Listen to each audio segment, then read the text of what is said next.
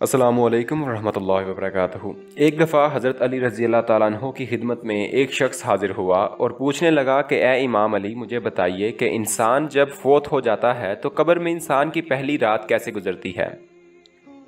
तो हज़रत अली रज़ी अल्लाह ताला अन्हु ने इस शख्स से फरमाया कि मैंने अल्लाह के रसूल सल्लल्लाहु अलैहि वसल्लम से सुना कि इंसान की सबसे मुश्किल रात कब्र की पहली रात होती है।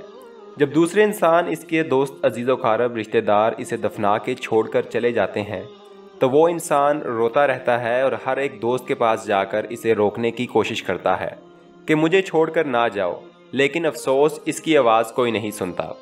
हज़रत अबू सईद रज़ी अल्लाह ताला अन्हु से रवायत है कि हज़ूर अकरम सल्लल्लाहु अलैहि वसल्लम ने फरमाया, लोगों अपनी मौत को याद किया करो। कब्र हर दिन अपने मुर्दों से ऐलान करती है कि मैं गुर्बत और तन्हाई का घर हूँ, कीड़े मकोड़ों का घर हूँ और मिट्टी का ढेर हूँ। जब एक मोमिन शख्स को दफन किया जाता है तो कब्र इसे खुशामदीद कहती है और खुशखबरी देती है कि मेरी पुश्त पर चलने वालों में से तू बड़ा महबूब था, आज मैं तेरी हो गई और तू मेरे पास आ गया, आज मेरा एहसान देख। ये कहते ही कब्र कुशादा हो जाती है और जन्नत का दरवाज़ा खोल दिया जाता है, जहाँ उसे इसकी जन्नत की ताज़ी हवा आती है।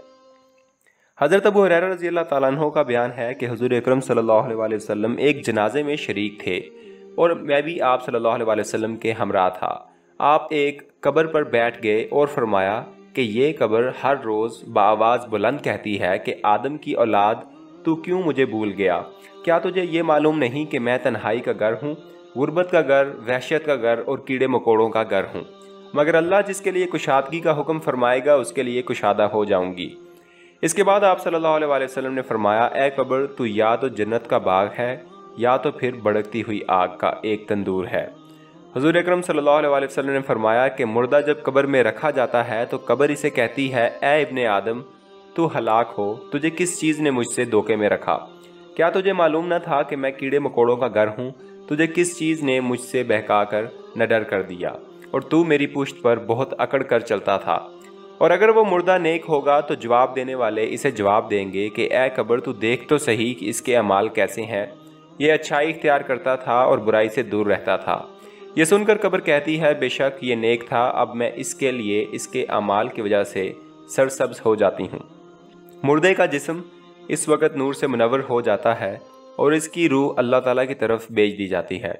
हज़रत अब्दुल्ला बिन उबैद रज़ी अल्लाह ताला अन्हु से रवायत है कि हुज़ूर अकरम सल्लल्लाहु अलैहि वसल्लम ने फरमाया कि जब मुर्दा कब्र में पहुंचता है तो इन लोगों की आवाज़ भी सुनता है जो इसके साथ जनाजे में जाते हैं। मुर्दे से इसकी कब्र कहती है कि इब्ने आदम, तेरी हलाकत हो, तूने मेरी तंगी, मेरी बदबू और कीड़े मकोड़ों का खौफ नहीं किया, इसलिए तूने इन चीज़ों से बचने की तैयारी ना की।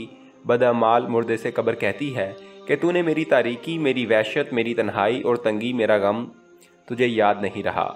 इसके बाद कब्र इसको जकड़ लेती है और फरिश्ते इसको हथौड़ों से ऐसे मारते हैं कि उसकी पसलियां बिखर जाती हैं। फिर दोज़ख का दरवाज़ा इस पर खोल दिया जाता है और वो मुर्दा क़यामत तक इस अजाब में मुब्तला रहता है। मरने के बाद हर मुर्दे को सुबह और शाम उसका ठिकाना दिखाया जाता है। फरिश्ते जन्नती को जन्नत दिखाकर खुशखबरी देते हैं और दोज़खी को दोज़ख दिखाकर उसकी हसरत उड़ाते हैं। अल्लाह ताला से दुआ है कि हम सबको मरने से पहले मरने की तैयारी करने की तौफीक अता फरमाए और जो मुसलमान इस दुनिया से जा चुके हैं उनकी बख्शिश फरमाए। आमीन।